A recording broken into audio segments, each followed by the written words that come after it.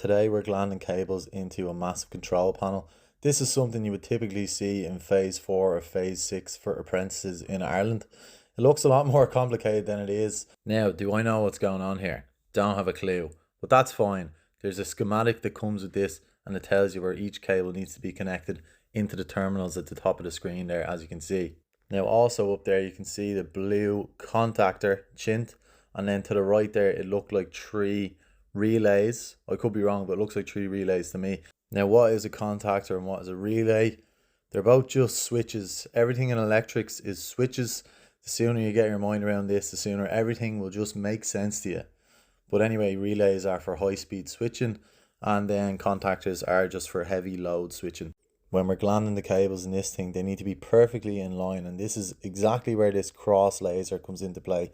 Have it marked perfectly on the bottom, and then you see it sends that line exactly in line with it, directly above to the top.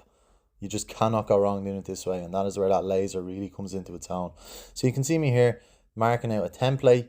This is when you need to mark out the same gland holes multiple times, and it's a lot easier to just make a template.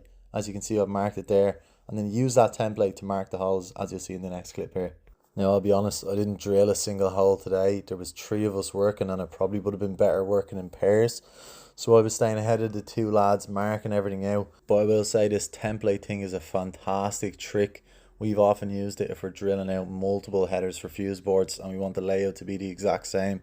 And it's just a huge time saver, especially in a place like, let's say, an apartment block, for example, where you need to do the same thing on the same floor multiple times. Templates save time. Does anybody else do this in the industry now? I've only worked for a few companies over the years, and not all of them have used templates. So put the question out to the viewers of this channel. Does anybody else use templates? Great time saver. Anyway, that's been it for me today. See us for another one tomorrow.